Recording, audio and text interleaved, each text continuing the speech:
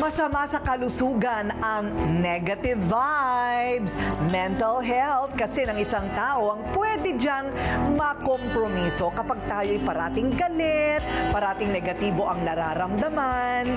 Kaya naman, naghanap kami ng paraan para lahat ng galit, lungkot, pagkadismaya, maibuhos at maubos. Nakahanap kami ng perfect place para sa mga taong may issue sa anger management. Pwedeng mambato, pwedeng manira ng gamit, pwedeng magsisisigaw at magbasag. Yun nga lang, bawat tapon, hampas at pagbabasag may presyong katapat. Pero ang mahalaga, nakaka-move on naman dahil galit is not worth it. Hindi sila nag-aamok.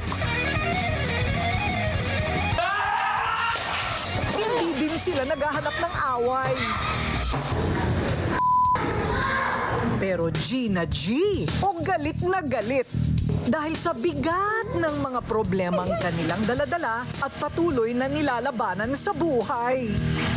Sa tulong ng maliit na kwartong ito, na ilalabas nila ang kanilang sama ng loob na kanilang kinikimkim.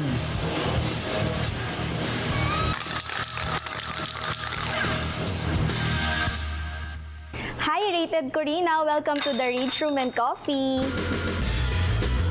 2022 nang itinayo ni Merms ang The Rage Room. Pangunahing layunin nito ay ang mabigyan ng tinatawag na safe space o lugar kung saan pwedeng magpunta ang mga taong gustong maglabas ng kanilang nararamdamang galit.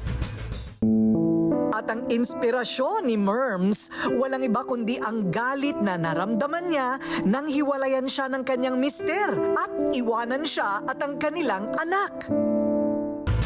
Simula daw nang nangyari iyon, patuloy na niyang nilalabanan ng stress, anxiety at depression.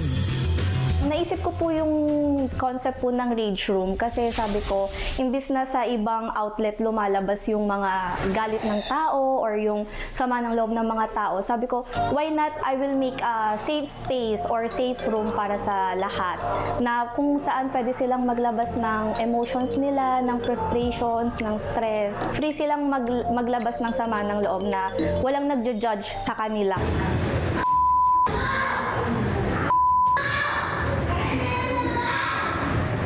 Kwento ni Merms, simula nang buksan niya ang Rage Room, siya mismo ay nagulat sa dagsa ng mga taong katulad niya na may mabigat na problema na dinadala pala at may kinikimkim na galit sa mundo. Karamihan daw sa mga ito ay mga teenagers. Simula po nung nag-start po talaga kami, most of our clients po or customers is mga students po. Yung mga bumagsak sa thesis, tapos yung mga students na nag-stop, tapos yung mga students na hindi nakapasa sa boards. Ito pong coffee shop natin ay nagsisilbing waiting area and chill down area po ng ating mga customers right and before po silang mag-take ng Rage Room session. So, next po natin, after po nilang mag-pay sa counter, dito naman po tayo sa wearing of our protective gear. So, hindi po tayo allowed pumasok sa Rage Room kapag hindi po tayo naka-full body PPE. So, ang ating Rage Room po ay merong tatlong room, 1, 2, and 3. Bali, ito po yung mga bottles, ito po yung inclusion po dun sa 250 and 300 pesos po na i-avail po nila na package. Tapos, yung mga tires po, free of use naman na po yan kapag nag-avail po sila ng package, they can smash the tires kahit yung buong 20 minutes po i-consume nila. Wala pong problema. Dati po talaga yung ginagamit po namin is baseball bat. Pero since yung baseball bats po kasi natin, 1 week lang yung tumatagal, tapos nasisira na siya agad, nag-switch po kami sa crowbars.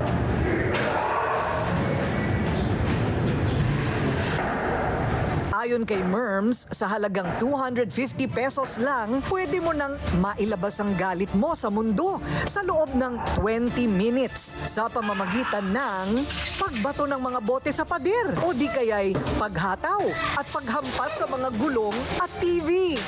Pwede ring magsulat sa pader ng mga hinaing at hugot sa buhay. Ang bawat kwarto ay may nakalagay na CCTV. Paliwanag ni Merms, ito ay para sa seguridad ng bawat taong pumapasok sa rage room. Yung iba nagpapa-off kasi parang hindi nga po sila okay na merong nakakakita sa kanila. Pero ang ina-assure po namin sa mga customers is yung safety po nila inside the room. Kasi what if sa super depressed niya, syempre mga bubog po yung nandito. We will not know if ano yung ginagawa niya inside the room. Sa pangalawang pagkakataon, muling susubok ng The Rage Room ang magbabarkadang sina Lance at Noreen. Sinama din nila ang kanilang kaibigang si Jean. Aminado ang tatlo, mukha lang daw silang masaya pero may kani-kanya silang problema at galit na daladala. Kapag sinabi ko, kailangan totoo. Walang dagdag, walang bawas, walang kasinungalingan. Galit kasi ako sa manloloko, sa sinungaling at sira sa salita. Ang lakas maka-unprofessional ng walang integridad. Ganon din dapat sa pagpili ng sabon para sa mukha at balat ng sarili nating katawan. Dapat sigurado, dapat kumpleto, dapat epektibo. Kaya ang payo ko sa inyo, huwag iasa sa mga bolero ang kutis na pinapangarap ninyo. Dito kayo sa may kredibilidad, integridad, proven and tested, Skin Pro.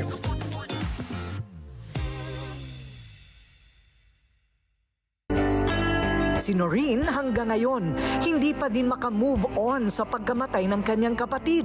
Sobrang laking tulong po siya for us. Lalo na yung mga hindi pa naman din talaga afford ng patay ko siya. Kasi sobrang budget friendly niya. Almost on hour, pwede ka na mag-release ng ng stress, ng panic attack, ng anxiety mo, ganun. Si Jean, sawi sa pag-ibig dahil laging niloloko daw ng mga lalaki.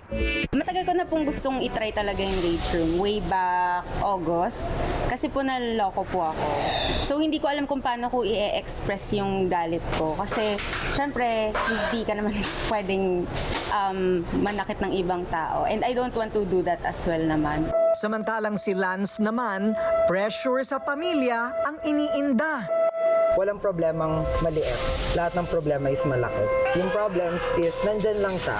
If you would not face it, hindi mo siya masasolve. Si Lance, ilang minuto pa lang ng pagbabasag ng bote at paghahataw ng gulong at TV, hindi na napigilang umiyak. At that medium or outlet, kaya ako mag-express ng emotions, kahit hindi ko siya ipakita sa ibang tao, kahit ako lang, closed door, na-express ko yung sarili ko, na-express ko yung emotions ko. First time naman ng magbabarkadang Chai, Danny, Dustin at Brian na sumubok sa rage room. Sobrang stress yung naranasan ko eh. Siyempre hindi lang sa work. May mga personal problem din tayo na nararanasan natin even sa family. Since separated ako sa family ko, maraming times na siyempre, since ako, independent ako, wala akong nasasabihan ng mga problems ko, maraming talagang mga pumapasok sa isipan ko. Nung broken ako, like parang sinabi ng friend ko na parang i-try mo mag-rage room and then dun mo ilabas lahat.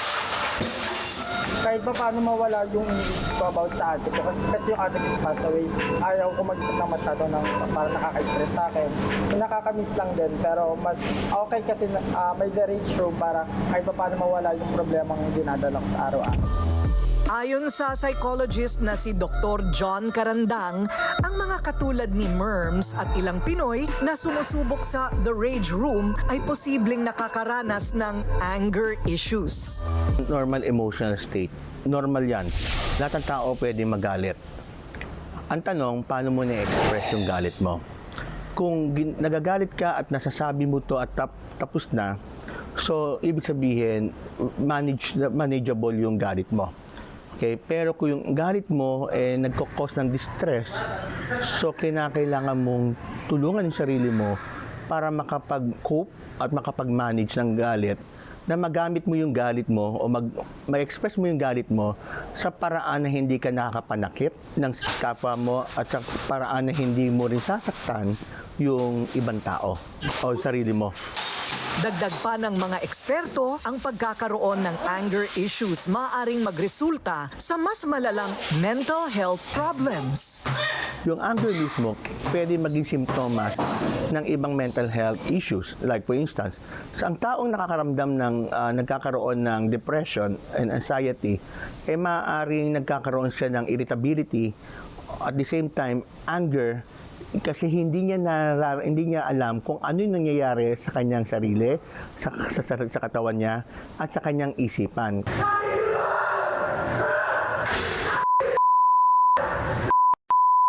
Ang paglalabas ng galit ng isang tao sa pamamagitan ng mga rage room maaring makatulong para maibsan o mabawasan ang bigat na nararamdaman.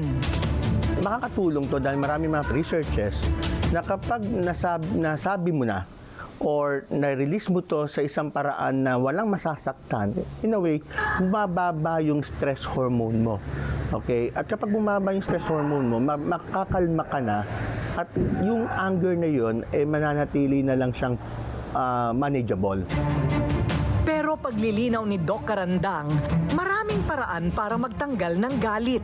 Nire-rekomenda ng mga eksperto ang iba't ibang klase ng therapy, gaya ng nature therapy o pagpunta sa mga kabundukan at kalikasan, water therapy kung saan pwedeng mag-chill sa dalampasigan, at pagkakaroon ng magandang komunikasyon sa mga kaibigan at pamilya. Tandaan mo, hindi lang dun sa pamamaraan na yun, no? Kahit sa pagsusulat, pwede mo ilabas yung galit mo. Kahit sa simpleng pananahimik or pumunta sa isang lugar na tahimik para makahinga ka lang, maaaring mawala yung galit mo. Or sa simpleng pakikipag-usap doon sa taong sabihin na natin na kung kaya mong i-confront, maaaring mapahupa yung galit mo. Kasi ang mahalaga naman dito ma-manage mo, makontrol mo talaga. The greatest love of all is self-love, di ba? Lagi ko sinasabi yun. And the second one is care, di ba? Alagaan mo yung sarili mo. Normal lang para sa atin ang makaramdam ng hinanakit at galit, pero hindi dapat ito kinikimkim at sinasarili. Dahil ang mga sarili lang natin ang ating nasasaktan at patuloy na pinahihirapan. At tandaan, galit is not worth it.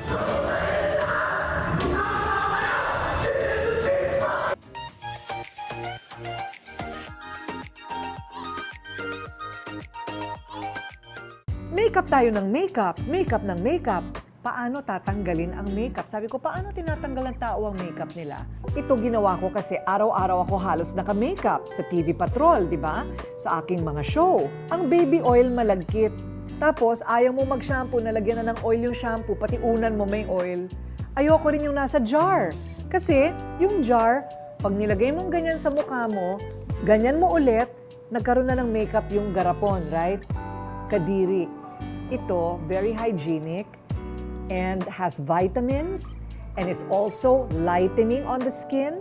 It's a tube and it's called Take It Off. Matatanggal lahat. Pati problema nyo matatanggal.